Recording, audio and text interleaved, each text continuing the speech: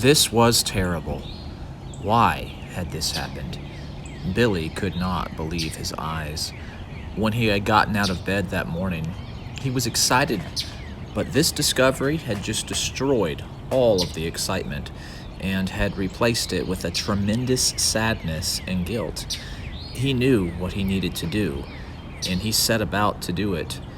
Yesterday, he had been playing in the backyard and noticed a robin go to the wooden fence post corner on the neighbor's fence.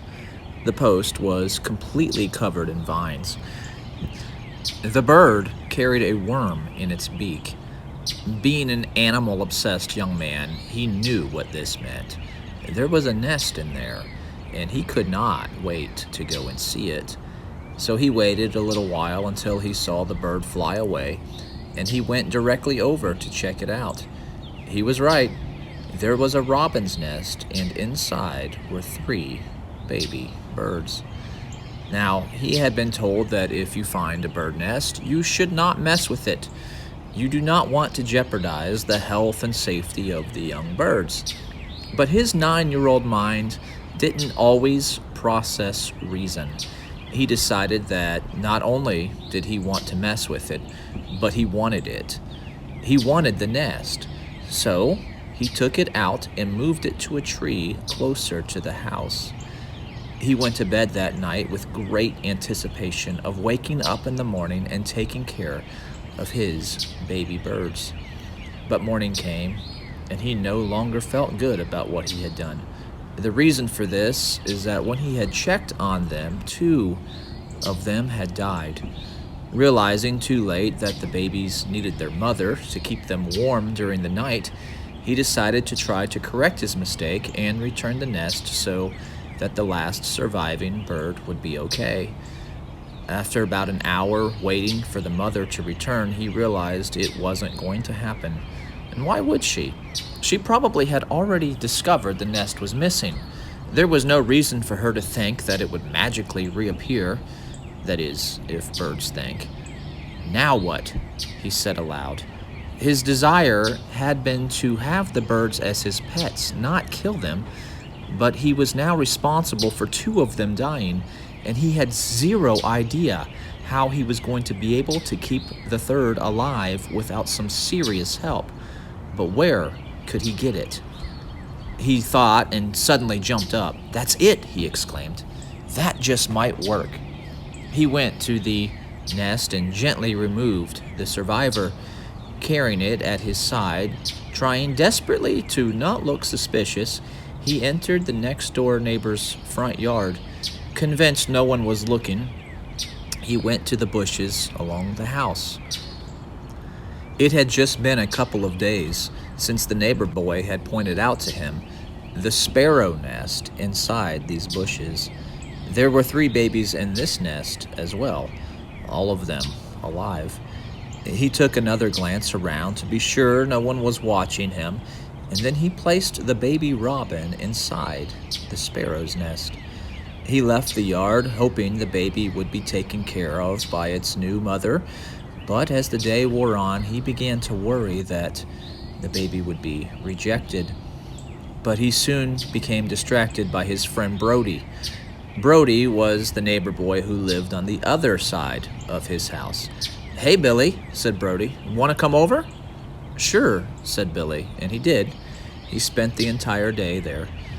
There was a major difference between the homes of Billy and Brody. Billy actually liked being at Brody's house a lot, and this was because there were less rules at Brody's house. Billy's family was ultra-religious, and Brody's family was not. So when he was at Brody's house, he was able to do some things that would have been more than frowned upon had his parents found out. But of course, he wasn't going to tell them, and neither was Brody. Later that evening, he checked on the sparrow nest.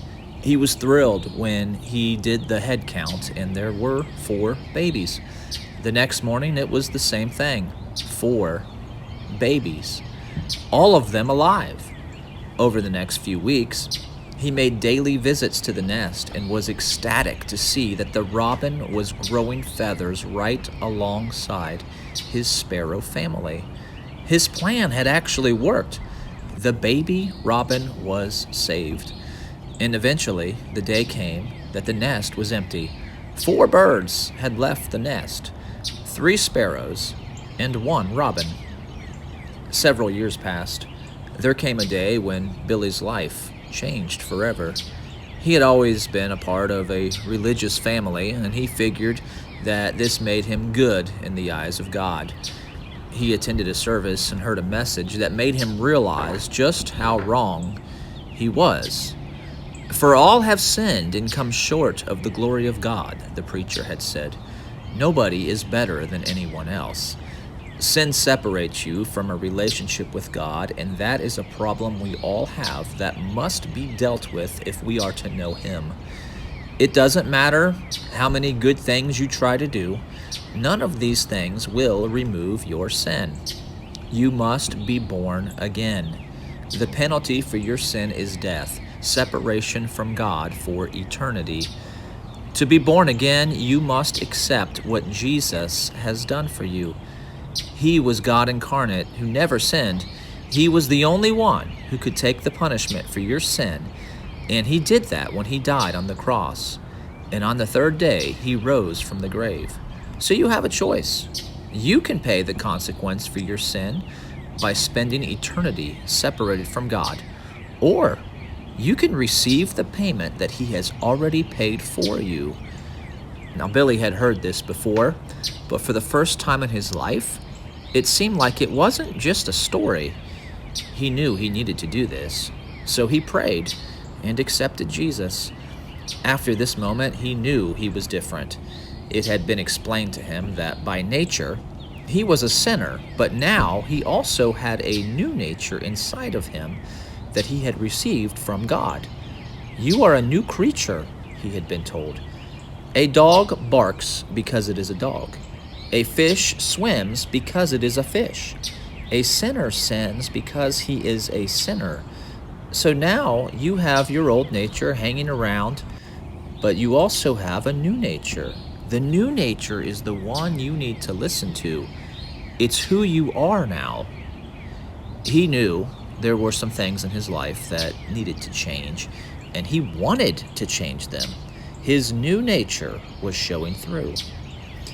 A few days later, he was in his front yard and happened to glance over at the bushes in front of his neighbor's house. He remembered the bird nest. He knew that the robin had grown up and flown away, but he couldn't help but wonder what had ever become of it. Like, did it believe itself to be a sparrow? Did it try to pair itself up with some terrified sparrow the next spring? This kind of made him laugh, trying to picture it. He wondered if the bird, being a robin, had been able to find its true nature, or if it had lived out its life trying to fit in as something that it was not. As he pondered this, he was interrupted by these words. "Hey, man." He turned and saw his old friend, Brody. "Hey, Brody." "Hey, you want to come over to my house?" Brody asked. "I got something to show you."